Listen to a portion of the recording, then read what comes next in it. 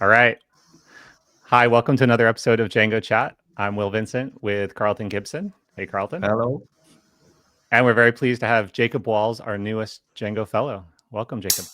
Thanks. Hey, Will. Hey, Carlton. It's really cool to be here. No, thank you for coming on the show. We're very excited. Are we the first people to get you since you've been fellow? So Yeah. Brilliant. We got the inaugural fellow interview. Nice. And thank you for being our first video guest too. This is our first time having a guest on video. So it's a vodcast now. It's a podcast. A vodcast. Is that what you said? I was doing a pull request review the other day, and there were these test models from 18 years ago, and there was a podcast class and a vodcast class. And I was like, Django Chat has graduated to vodcast now. Oh, I like that. Wow, levels. Okay. All right. Well, Carlton, top of mind, Django on the Med. That's next week. Well, hang on. I think we should say that this episode is sponsored by Hacksoft, your Django development partner beyond code. More on their services later in the show. Okay, thank you. Yes. And speaking of your side of the Atlantic, Django on the Med. Yes, so that's only a week away now, and I'm very excited. Breakfast is lined up. We've got stickers, we've got T-shirts being printed up. We've got everything. And Jacob, you're going to make it, are you? I'll be there, yeah. Oh, yes. Oh, wow. Yeah. Wow. Jealous. So how many people total, do you think? I think we'll be in the 15 to 20 zone, which is nice because when Paolo and I started off, it was, well, we're going to be Paolo and I. Paolo and me sat there doing whatever. And so I think we've got, I think 15, maybe, a few more will sneak out the woodwork as the next guy. But that's a nice number. We can split into groups, and there's a good number of experienced contributors, and there's a few brave souls who've not, coming along, and they've emailed out and they were like, "Are you sure?" I'm like, absolutely. Very excited. So anyway, it's for the. You have to take a picture. It only counts if you document it, right? You have to have a picture. Yeah. So we're going to have more than pictures. We've got all sorts coming up. So it's going to be very good. But on the first day, we're going to do the road mapping workshop that we talked about. We've got a Django birthday party for the second day, and then on the third day, I'd like to do a kind of round up. What have we achieved? Where we're going? What we're taking back to the community? So everyone's clear, and hopefully thinking about pushing Django on the Med in the future versions. Paolo and I have done this kind of by ourselves this time as a proof of concept. Looks like the proof of concept's going to work, and it's okay. How do we? And you have some Python Spain is sponsoring, right? You have some. Yes, so Python España is sponsoring. The Django Software Foundation is sponsoring. We've had. Button Down have sponsored just with the newsletter, but the mailing list is the important communication channel, and then in collaboration as well with the Juntamento Palavugel, who provided the venue, which I'm very grateful for. So that's just it's super. All right. Well, let's talk about being a fellow, because I had a chance to meet you at DjangoCon US and talk about this, but. I mean, we could briefly do the full circle, right? So Sarah Boyce is going to be on maternity leave. So then we're going to be down to one or half a fellow, because Natalia is 3 days a week. Carlton, you're on the fellowship committee, yes? Fellowship working group. Can't remember what it's called, but yes, I'm on that. Yeah. So how does it start? And then I'm curious if Jacob can share his perspective, right? So you find out, we need to, Carlton, get a new fellow. How does that, there's a blog post, and then you filter 100 submissions, or tell us? Yeah. Okay. So, Sarah obviously knew that she was going to need to step back. She knew sometime in advance. And so we knew sometime in advance. And then there was a certain amount of, we've got to put out an application, a call for applications. And we need to do that within a certain timescale. Django within a certain timescale is not Django's forte, right? Django is as long as it takes, but we keep going forever. That's Django's except the releases. The releases, though, are but the releases have a cadence, right? And Jacob can tell us all about that momentarily. Yeah. But we to have to do something in quite a short period of time really is difficult. And then we put out the request, and we had over 100 applications, and they were many of them were just really, really, really super. And so that was quite encouraging, when you get that number. But it was a lot to go through. I was handling the first contact. What stood out about? Okay, I'll just say one more thing, and then I'll let Jacob step in. But I was handling the first contact, and my hack was to read the applications as they came in, so that rather than leaving touch them it once. Yeah. Because 100 all at once is a big lift. Well, so I was gonna say, so obviously you had to pick one person, so you probably could have picked more if you had the options. But what about Jacob stood out to the committee? Well, just to make it awkward for you, Jacob. You got to understand, Jacob's already got something like 120 commits into Django before even applying for the fellow application. So he's already very involved in the core framework, and he's on the team, right? The review. Been around and been active, and he's very bright. Like, don't tell him I said so, but he's very bright. And he was one of the bunch that we identified in the first round, and then we narrowed it down, and and in the end he was the candidate we made the offer to. It's and he accepted, right? I mean, so Jacob, we can get your point of view. What was it like, right? So you sent off the application, but then there's quite a bit of waiting too on your end. Yeah, I was kind of invited to give some feedback on how the hiring process went, and I acknowledged that, as you can imagine, there were a lot of applications to get through. For me, it didn't feel particularly long. Like, I didn't have a lot of feedback to give, in that respect, that needed to be changed next time. Maybe that's just because of having to adjust to the academic world where job searches take a year. So 6 weeks is pretty good. It's it must have been a real challenge to look through so many high quality applications. And then, there's a volunteer board and, a small team, people maybe in and out on leave, and making sure that everybody's comfortable. I'm assuming those were all major factors there. And it came over the Northern Hemisphere summer as well, which is a time when people are taking vacations. And so it's, I think if I think I don't think it's a secret. I think the hope is to be able to put out and call for other people in this role in the next year or so to help grow it, and maybe for short-term contracts rather than permanent positions or whatever. But the hope is to continue resourcing this.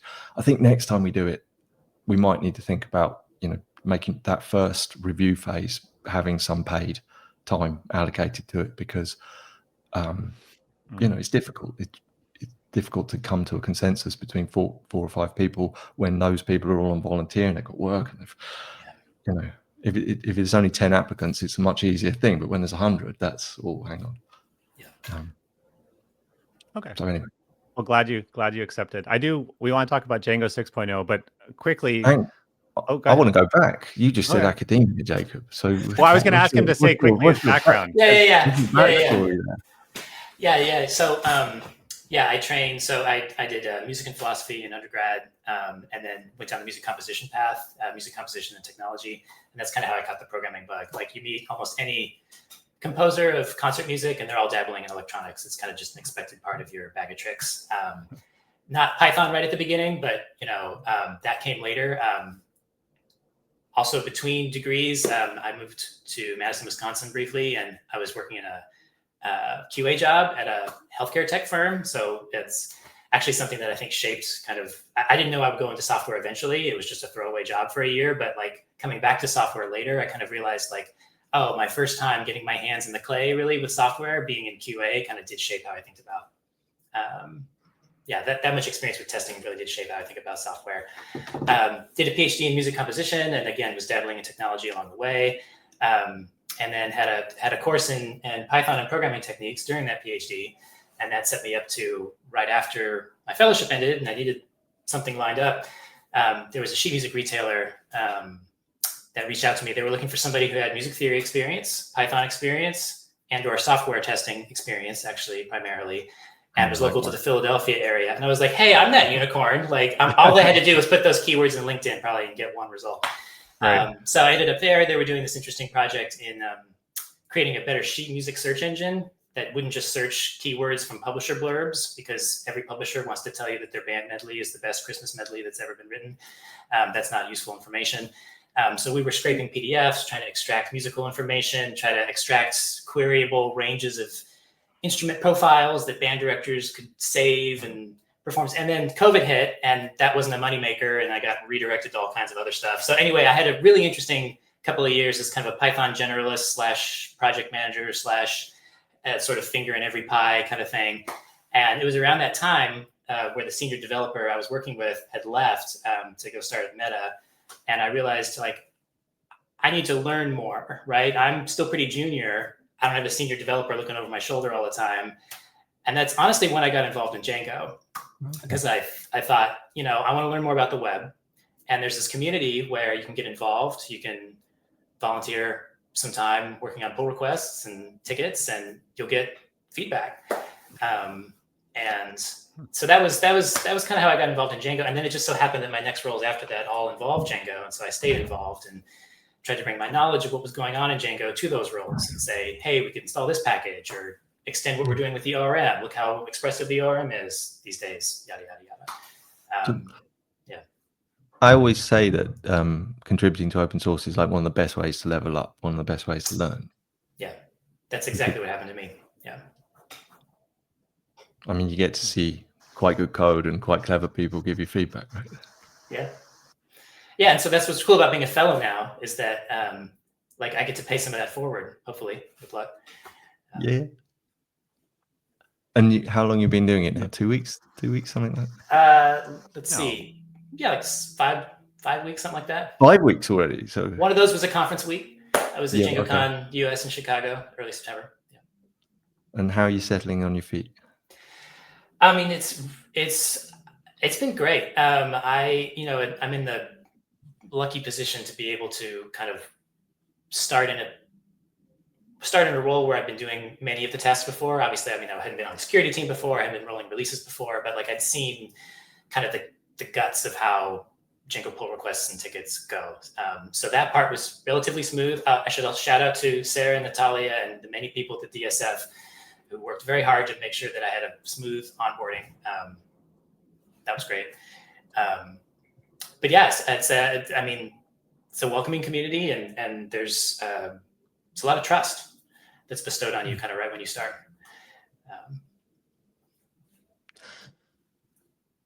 Yeah, I mean, but you've already earned that trust, right? Fair enough. The whole point of the hiring process. Yeah. What's the worst thing that you can do? You know. Yeah. Anyway, Will, you were going to ask about something. I was just going to ask him to share a little bit about his background, but he just did. Okay. So. Okay, fine. So 6.0? Well, should we 6.0? I'm sort of excited to talk. Yeah. I mean, so Natalia's going to be the release manager on this. So you get to watch 1. And then I think 6.1, you'll be the release manager for, Jacob. Is that right? Yep. Be my turn. We just take turns. So I don't know, Carlton, we sort of briefly touched upon it, but there's, I don't know, what maybe what's interesting to people. I mean, we have 2 fellows on here, right? Like from the outside, these releases just sort of appear, but it's an immense amount of work to go from feature freeze to release. Like okay, what should people not know, or what should people know that they don't about, you know, what fellows actually do to get over that line? Or to give it another way, like I know you've seen Jacob, I know you've been around and you've seen what's going on and all the rest, but getting that alpha out the door is not quite as smooth as you might think. No? Yeah, that's it's funny. Like you prioritize things correctly so that you have as much time as you need to deal with any last minute surprises. And then inevitably there's a surprise on the last morning where it's like, oh, you know, is this feature ready to ship? Do we need to document this one thing or back out this one piece? And so, yeah, there was just a little bit of last minute hustling to just back out a small part of a feature that we figured wasn't ready for prime time in the Okay, test. so I was busy watching from the bleachers, cheering away, but it was Django Tasks was coming in, right? And Yeah. So tell us what happened there. Well, so first of all, I mean, it's a success story. I mean, it's I think it's a Django enhancement proposal that's been around forever, and it's being implemented in phases. So Django 6.0 is going to have the basic interface, and it's going to have the backends for development and testing purposes. So the dummy backend and the immediate backend. I think the database backend is coming in a future version, and I think that was a really smart division of effort. So we just had the plan to merge what I just said, the interface and the development and testing pieces, into 6.0 for the feature freeze. And it went through multiple rounds of review from lots of people from the community. Obviously, it had been implemented first as a third-party package, and so it had already matured. Wagtail had already been using it. Others had been using it. Sarah gave it a thorough review. She asked Natalia and myself to give it a thorough review. And Jake Howard led the implementation, did a fantastic job, super responsive.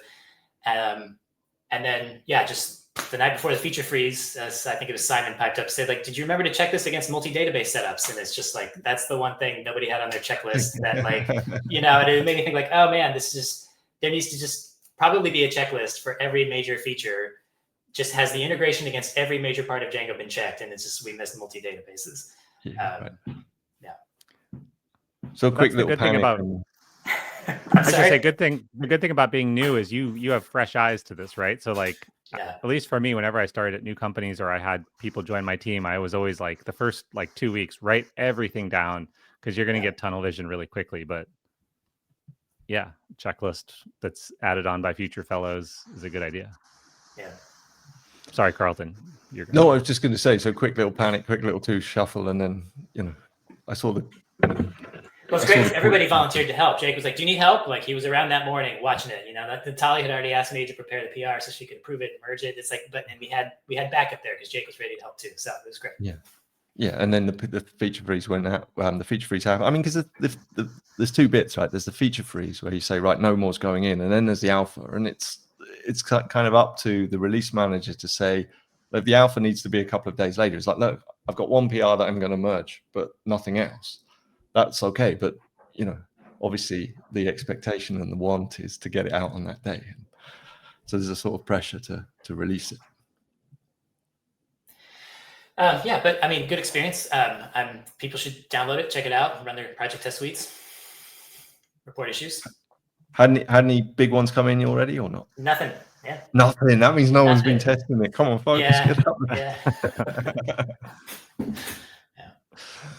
What you don't want is all the issues to come in the day after the final release, right? Yeah.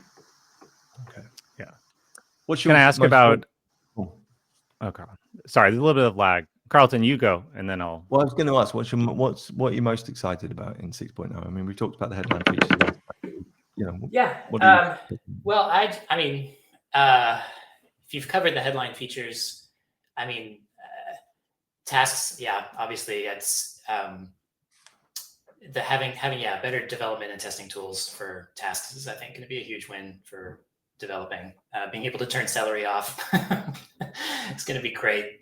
And then just in terms of like deep cuts or minor features, I sort of asked around when I started. I think my approach as a fellow when I started was to just try to close as many open loops as I was already involved in before like taking on new projects.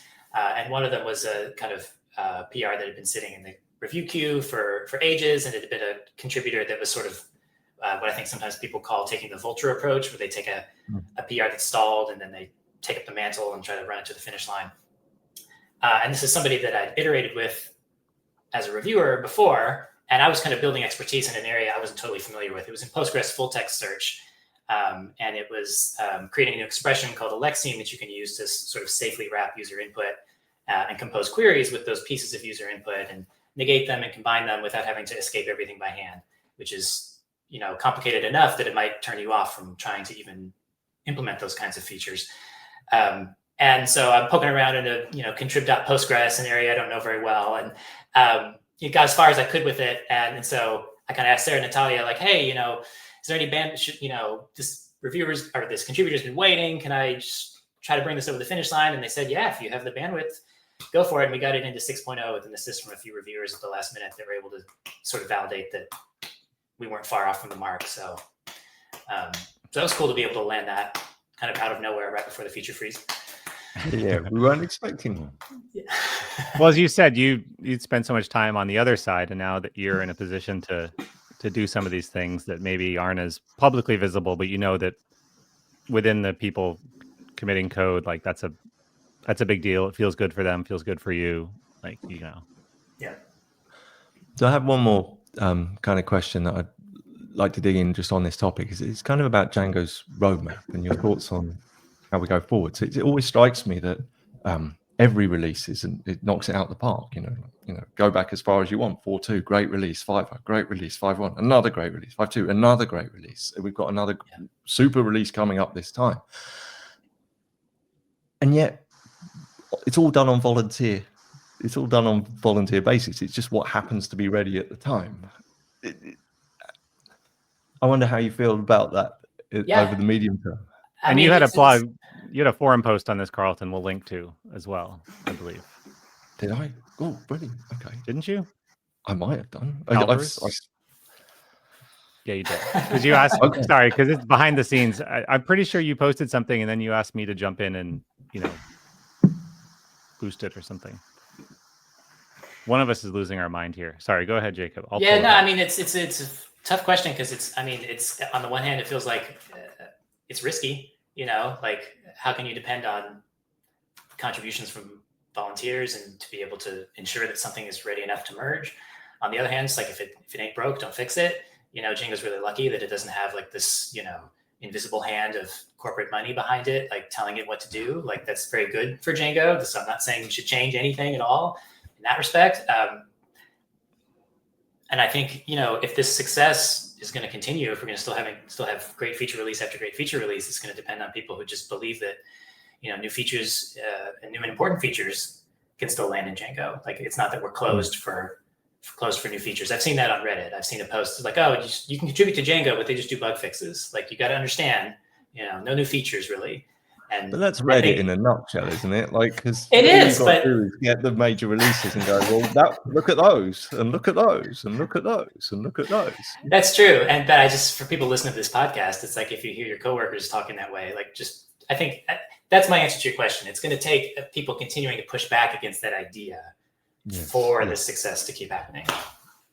I mean, people need to go in the forum. Like, I mean, Reddit, for work, I'm on Reddit responding to stuff, but like you're only usually at a negative extreme if you're doing stuff on Reddit.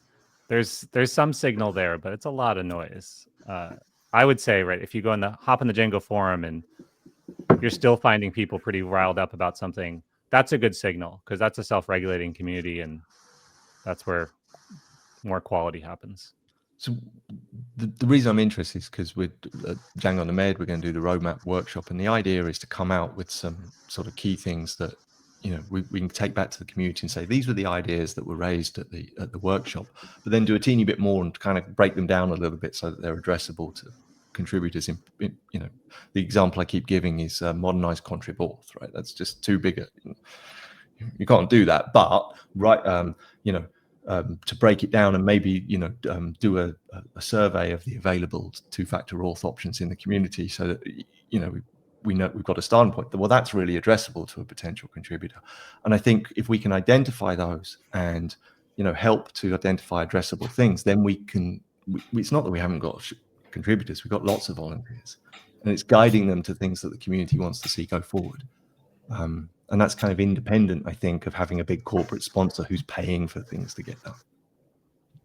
Yeah, I'm excited to see you lead those, or you know, I'm excited to see those unfold at the sprints in Spain, and then to see that disseminated in the community. I mean, part of it's been historically, I think, part of the this perception has been that we haven't had a visible roadmap. We haven't had anything where we're saying, look, these are the things we're working towards. I don't know. Anyway, that was kind of what I wanted to ask you about.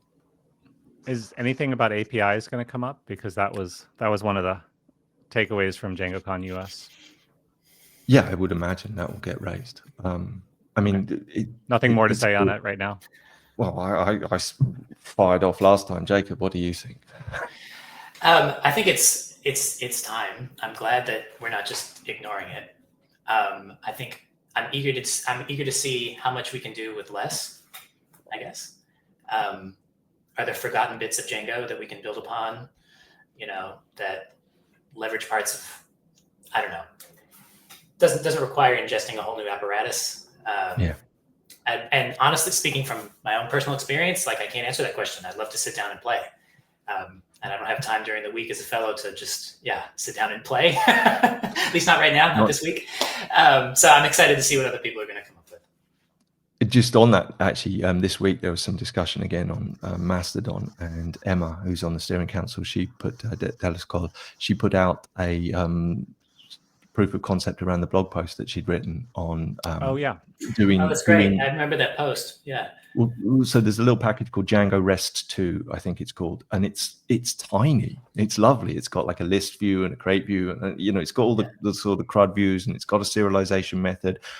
But if you go in, there's almost no code to it. And it's like, oh, that's kind of quite interesting, because it's not. It's like I said to her that I liked it because it was like Fine CMS versus, say, Wagtail or Django CMSs. You've got these giant CMS packages, and then you've got something that's much more minimal that it just works with the Django admin. Well, the same here. It's like this is a REST solution that works with very little resource beyond what Django already provides.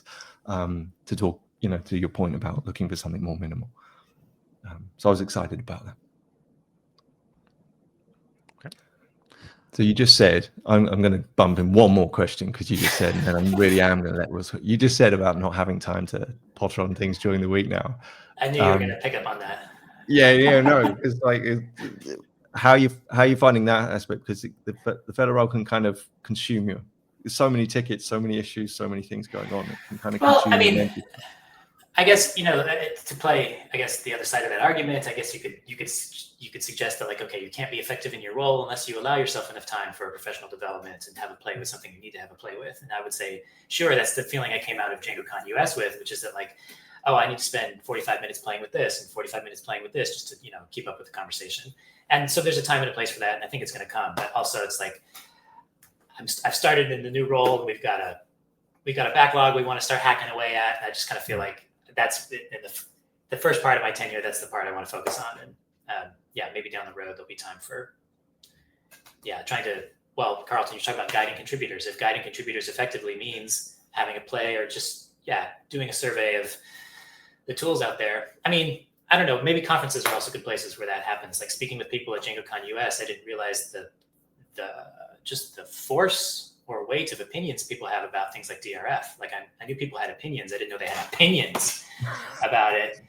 That was just interesting feedback to gather, just the sheer weight of those emotions. Yeah, I mean, there aren't many things that Django will go to war over, but DRF, that's one of them. Yeah, that was news to me. Well, Will, you were there with Jacob at DjangoCon US. So, Yeah. No, I mean, I was feeling a little, deja vu all over again, because seeing Jacob be the new fellow and, go around the sprints, I want to ask you about that. But also, I remember, I guess, Natalia and Sarah, when they became fellows, seeing you kind of pass off the baton, Carlton, in a sense, and then seeing them, not pass it off, but also try to, bring Jacob in. And so I was having definitely like, it's like two, sliding doors or something, right? Like, or maybe that's not the wrong analogy, but like two versions of the same thing. The circle of life. Circle of life. No, but I think it was good. I mean, I hope it was good for you, Jacob, right? I mean, I think that's the thing that you knew, but now you really know, is just how much trust and autonomy is placed in you as a fellow. I mean, I know Natalia in particular, coming from a corporate environment, still is like, well, who's the manager? And it's like, well, so a lot of these questions have to kind of come within, how do I find time to be playful, right? Like, I mean, I struggle with this in my own job, right? The irony is, like, I'm a developer advocate talking about code all day, but how much time do I have to actually spend 3-4 hours playing with something? I'm getting better at doing that. So yeah, I was just interesting to see. And I think you quickly picked up on it, right? Because a lot of the questions you had, Natalia also had, and it's kind of like, well, I probably even said like off the cuff to you, in a way, as long as people online are relatively happy and the fellows committee is kind of happy, it's really on you to define the role how you want. Like there's tremendous trust, unless you screw up. Nah. Then you're out of this. Then you just boom. Yeah. So I don't know what the point is of that. I guess it was interesting for me just seeing you go through that. And I hope that you had a chance to meet as many people as possible, because I know you'd been to DjangoCon Europe, but even at a DjangoCon US, not everyone knows how the fellows work, right? Yeah. Even among those 300 people, it's still kind of a, I didn't come anywhere. I didn't come anywhere close to meeting everyone, and I wish I had met more people. And next time I'll rectify that. But I met as many people as I could, and Well, now they're going to come up to you and pigeonhole you and be like, hey, this open this invitation. Little, open invitation. Carlton knows. Well, but you must have done better than the N+1 rule, right? So the N+1 rule is that for each DjangoCon you've been to, that's N, and then each day you have to meet N+1 new people. Now that's okay if it's your first one. On your first one, you've got to meet 2 people a day. You can do that. But if you're like Russell Keith McGee and you've been to 20 of the things, it starts to get quite difficult. Yeah. Carlton, mid-roll, we have to shout out to Hacksoft. Okay. Hacksoft is your development partner beyond code. From custom software development to consulting, team augmentation, or opening an office in Bulgaria, they're ready to take your Django project to the next level. Yes. And thank you, Hacksoft, for being a sponsor. It helps us do this. Absolutely. Switching slightly. So, Jacob, what do you want to ask the community, right? Because I think there's a lot put upon the fellows, but you probably already see, are there things people can do with tickets or just online engagement? Like how can people help you and the fellows? Because I don't think that question is asked much. I guess my loosey-goosey first answer I already hinted at, which is just to like stay positive and like continue to believe that like we do that discussions will come to a resolution, that features will land in Django, right? So not to be discouraged and take your energy elsewhere, but to like stay engaged, look at a discussion and try to determine what would move that discussion forward, and then just be that person instead of waiting for. Because it's funny, you just said like even the fellows ask questions like, "Who's the manager?" And it's like there isn't one, So the same thing goes for contributors. Like be that project manager, right? Help resolve the blockers. Don't just wait for somebody else to, whatever, outline the blueprints. Like help make the blueprint with us. Yeah. Well, there is, it may not feel like it, but there's way more structure than there used to be. Because now there's a board member, and here we come to the show, Jeff Triplett, so that was one of the things people said at DjangoCon. They're like, the drinking game. I forget who said it. Was it you, Jacob? Or someone said, I have to mention PyCharm and we have to mention Jeff Triplett as our Django bingo. But Jeff is I think the official fellow liaison with the board in some capacity, right? So he checks in. Yeah, no, we have great open lines of communication. Andrew got with us on a regular basis to just hear how things are going, and also to play that role of trying to remove blockers if there are blockers that are slowing us down. And so it's great to have that support. So I think speaking for myself only, I feel supported. I believe the other fellows feel totally supported right now. Which is great. And I think just before that, when I was on the board, and I would literally text Carlton the day before a monthly meeting, being like, "How's it going? Any requests? You and Marish, let us know." So there was some, but it was pretty much that, right, Carlton? And most of the time, you're like, "Yeah, we're good." Informal but back channel, and I think what's nice about the structure that coming in is it's a little bit more specified. It's a little bit more. This is mainly Natalia who's been driving this, and it's a big credit to her. And I've been really impressed with the way she's seen the lack of. How would Florian Apollina described it as a YOLO approach that we have, and he's right. It's a kind of, and it's just been the way it's always been. We've always just kind of got on and done it, and it's been fine. But Natalia's come in and she's been like, no, that's not fine, because that's not great for onboarding. It's not great for continuity. It's not great for, and she's absolutely right. And she's identified issues one by one and ticked them off as trying to make them better. So, just constantly impressed by Natalia's professionalism. But yeah, it used to be you text me and I text you, and we'd be like, why did we have that back channel to the board? Well, because we did the podcast, but it shouldn't rely. Right. Well, you know, but like Django's why? only employees, not employees, but only paid work that's on Django is only route of communication to the board goes because we happen to do the podcast. Like that's. Well, right, because we would have, I think people don't, if people know about the fellows and the board, they don't realize that they really handle different areas. And there's some people who overlap on both, but they're meant to handle different things. So part of that started, Carlton, because we would have multiple times where, yeah, no one was really in charge of the fellows. You know, it was like, what do the fellows think?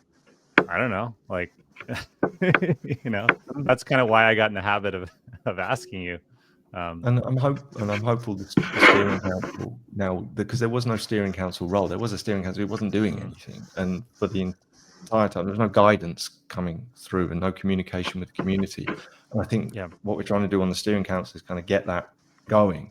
And if we can establish that in our tenure and hand that off to the next steering council as something that exists, then there should be much more structure combined with, you know, the fellows having proper management and proper guidance, and then the steering council that's actually hoping to steer the technical direction, and then the board can do its thing without there being these kind of gaps. But it was back when Marish and I were doing it, it was Marish and I, and the board organized, the board did the board bits, but there was no other structure. I do want to mention too the weekly fellow reports that are put on the forum that we Jeff and I put in the Django newsletter, and I've committed to we talked about this at DjangoCon US actually, right? Like, because the fellows take quite a bit of time to list, reviewed, triaged, authored, talked about, and some people see those, but I think they put more time into them than maybe people see. And so one of our actually dinner conversations, I think, Jacob, right, with Natalia was, hey, if there's a couple sentences that can just go in the newsletter as sort of like the headline, and then we'll link I everything. I stiffed you last week. I didn't give you. Well, I saw that. That's okay. I don't. I went in to look, and I was like, oh wait, like. It was a potpourri week. It was a post. It was I became addicted to watching the queue go down after the conference, right? So it's just I was just hacking away at miscellaneous. Yeah. No, I'm synthetic. I'm not committing to putting it in all the time, but I try to. And Natalia, of course, was like, okay, you're gonna do it, and I was like, yes. Like, oh, if you write a paragraph, I'll put it in there. So I try to look. You talked about the queues there, Jacob. So I would my day would start as a fellow, crack open dashboard.djangoproject.com and look at the numbers, and like, oh, there's a number of your ticket, quick, get on that. There's 32 PRs needing to review. Right, let's see if we can pull that down. It's kind of like a little bit of gamification. It just needs a few animations and some. Yeah. Are you volunteering to add some? Is that what you're suggesting? Yeah, no, I think that would be a good addition to help stimulate the fellows' enthusiasm for their task is to little stars when they mark a ticket as ready for commit. So we're going to ask you the magic wand question, Jacob, but I'll give you time to think about that. I want to just mention one thing. So what would you magic wand to change anything about Django, right? So you can mull on that as I say something else, which is, I think, maybe the thing I'm most... Sorry. Is that too much for you? No. Django, the repository, Django, the community. All of it. Your magic wand, mate. Okay. You make the rules, right? Okay.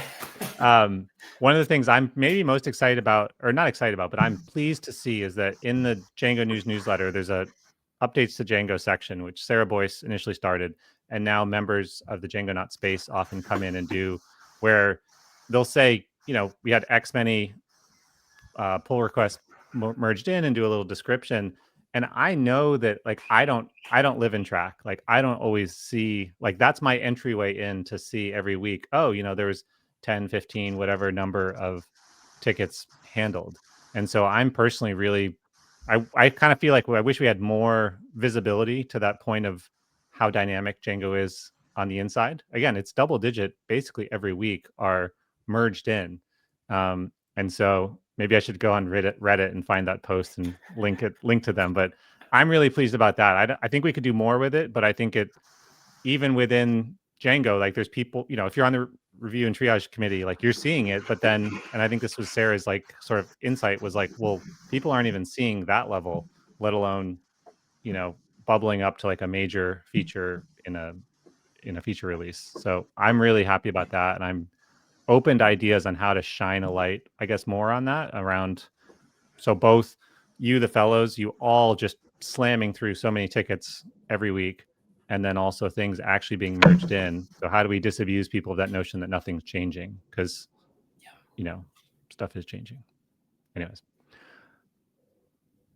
magic wand. So that's my magic wand. Just to shine a spotlight. Now your turn, Jacob. Anything goes. Testers.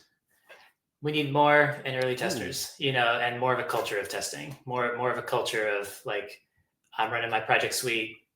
I'm writing enough tests to cover the functionality that's mission critical for me, and I'm testing against the alpha, and my dependency isn't ready, and I'm letting them know, and it's the same thing that goes for the community. It's like when you're interacting on the repository, you want people to be aware of who they're blocking and just try not to be the blocker. And if you're a third-party package, the same thing goes. It's like you shouldn't be the blocker that prevents your users from testing against Django 6 beta or whatever. And that maybe somebody needs to let you know that you're the blocker, and that person might be you running your project test suite. So we talked about this earlier, Carlton's saying it's going to be the day after the release and you're going to start getting bugs rolling in about Django 6. And it's like, yeah, that's what I would, setting that awareness, setting that intention that, this is just a normal part of developing a Django project to test against the pre-releases when they're ready.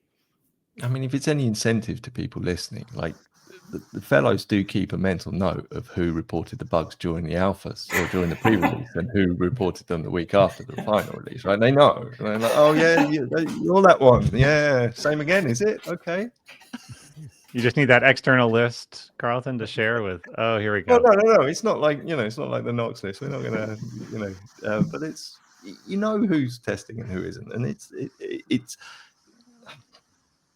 it's not about reputation. It's about being involved, and like if you're turning up during the pre-release with a bug report, look, I've run this on my test suite, I've got this regression, that makes you known, and it's it gets it doesn't get you, it gets you into the community, right? It gets you right, that it makes you a contributor in a way that turning up the week afterwards, it's not quite the same, just isn't.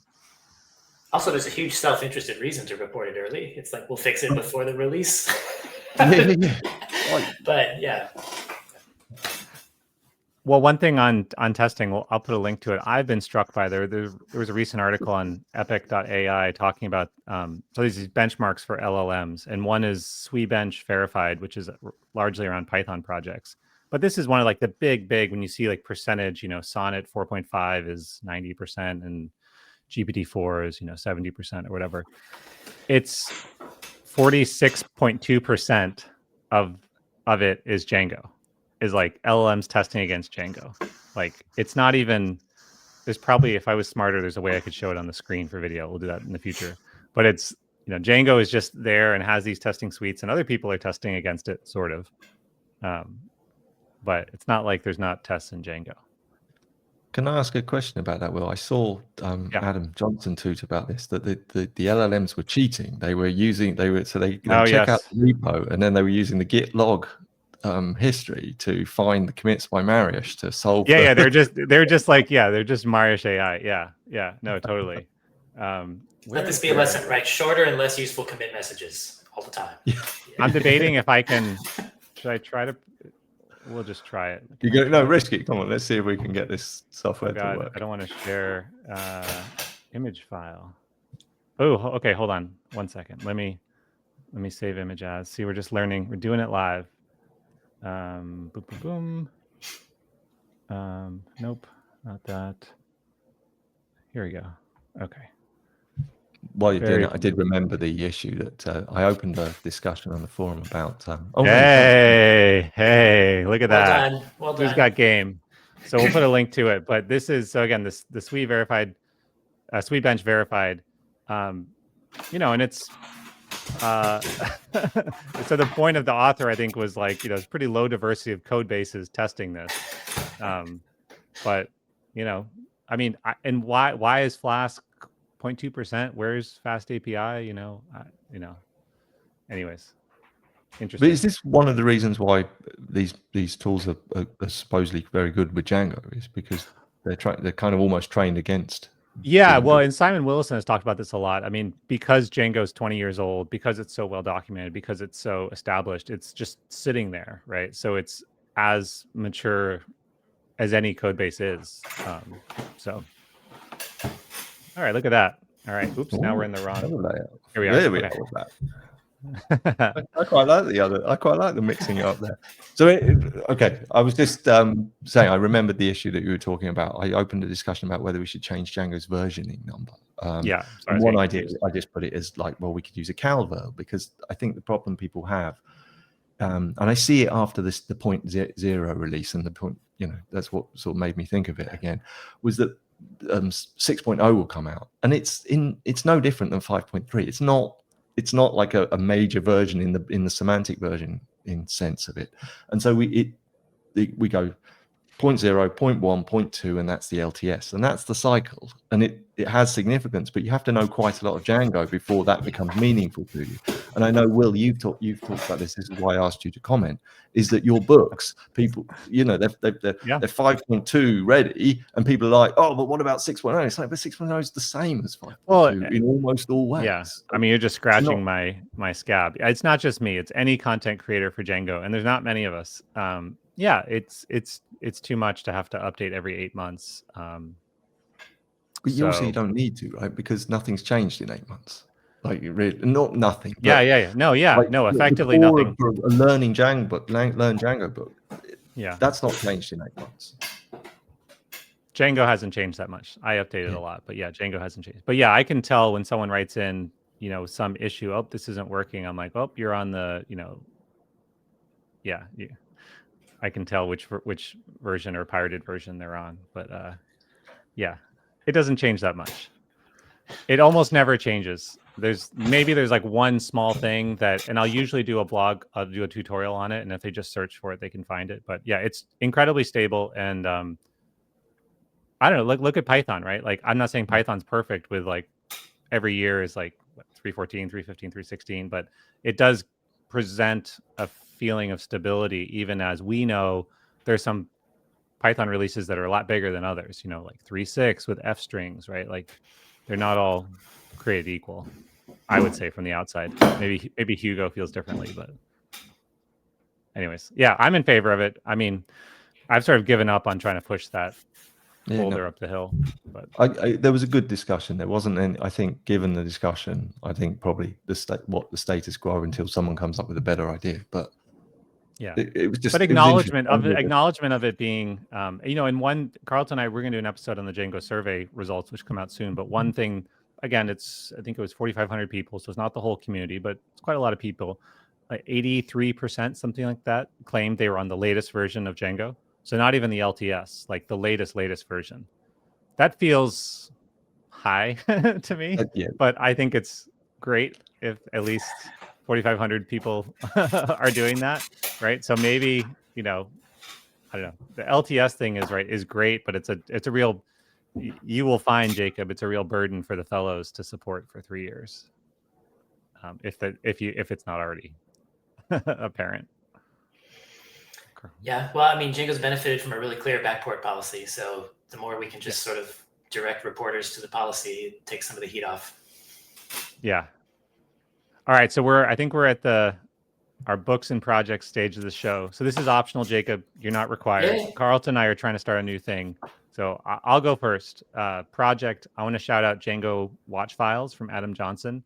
So this just came out recently. So run server, it auto reloads and it goes through the whole file system. And watch files is a faster written in Rust way to do it. And so he implemented this as a third-party package. So basically just refreshes faster, I think it's fair to say. And works. Yes, Carlton, go ahead. Not just faster, it uses way less CPU to do so. Oh, sorry, I forget.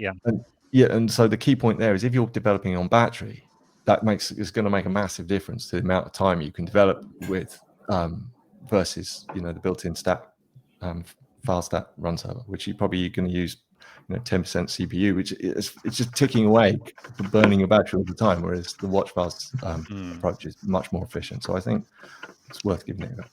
And so people should use it. And I think he even mentioned if it picks up momentum, that could, just like Django template partials, maybe make its way into core. It seems like the perfect kind of thing to just incrementally improve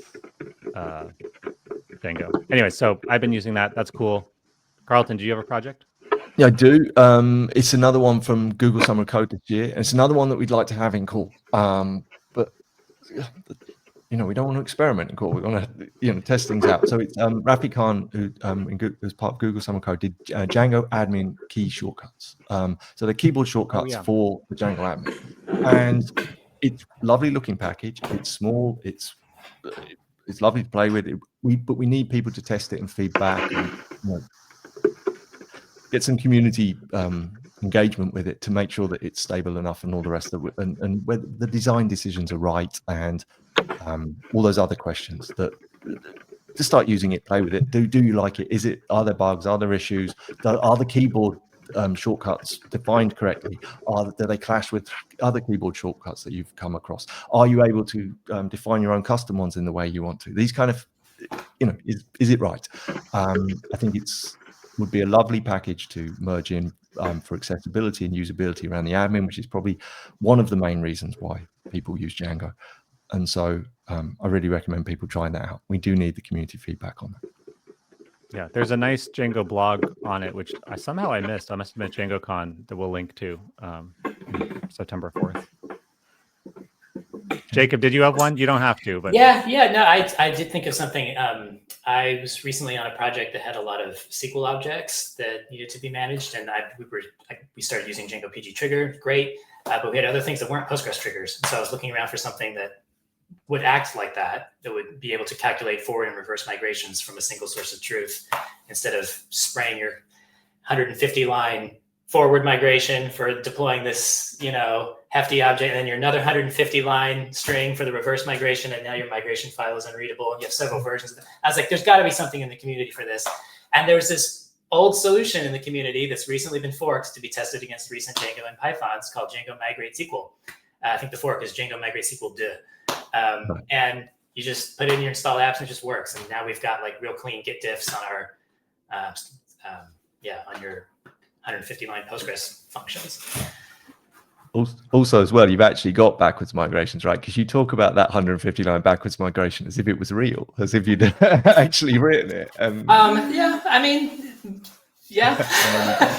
Create or replace, and then the same exact thing, and then you're trying to figure out what's different about this, and you end up Oh wow! It only has 3, well now 4 stars. It's a sleeper. I think Bruno Allo is maintaining it now. But it's I think so. Prevented us from putting SQL files into timestamped folders, and I was like, no, we're not. We got to use Django for this, and I was just pleased to see that somebody had solved this problem. Okay, that's a super one. I'm going to check that out. Wow. Carlton, book? You have a book? Oh, yeah, I do. So I'm going to recommend software. Can you see that on the? Oh, I have a copy of that because you. It. Software Design by Example by Greg Wilson. It's a fantastic book. I gave this a review in my very first Stack Report, which is my newsletter that I do monthly. The very first issue was a review of this, raving about it because I just got it. And I picked it up again recently, so a year or so later, and I'm just like amazed by it again. There's just so much depth in it, and the more time I spend with it, the more I find. And I think it's not so much in the book, I'm finding more in it, if that makes sense. It's not that it was hidden, I didn't read it. It's that my take on the exercises, the examples have gone. So, like the big ideas, it talks about complexity and how you manage complexity, and then the appropriate abstraction level for the complexity of your app that you're at, which is just really wonderful. But then the examples of like how classes work really, and things like row orientated versus column orientated storage, which is one of the kind of really fundamental, like why do I need to do it this way to get when I'm doing this kind of activity questions? Why do I need to lay my data out in this format? And you build your examples of just Python dicks and small things, but that gives you a massive insight that you kind of previously wouldn't have. And I think it's a wonderful book, and I really do recommend it. It's also freely available online if you don't want to buy a print copy, but I'm a print copy. Yeah. Do you have one, Jacob, or you take? Yeah, I guess to go outside of software, I had a pleasant surprise of encountering this book from approximately 1950 by Simone de Beauvoir about her travels in the United States, called America Day by Day. I bought it as a lark in a used bookstore for a friend who had it's funny. We were visiting this curated bookstore, where everything is, just so. And the person running the store had said, like, no, we don't have travel writing. And it's like, I wasn't asking for the Lonely Planet's Guide to Italy. Like, I was asking for like memoir or something like that. I went back and I found this on the shelf, and I was like, look, they do have travel writing. Here it is. And so I just got it just kind of as a lark. And then I popped it open this summer, and I couldn't put it down. It feels like it could have been written yesterday. America's going through a red scare at the time, and now we're going through a blue scare. Comments about youth, and what's possible. And so anyway, if you like good prose on travel and on America, recommend. Okay.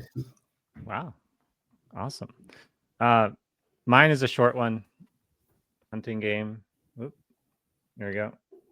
So Justin Duke of Button Down actually sent this to me because he was recommending it. We got on a whole kick talking about books and Japanese literature and Murakami, and it's mid-century, really well written.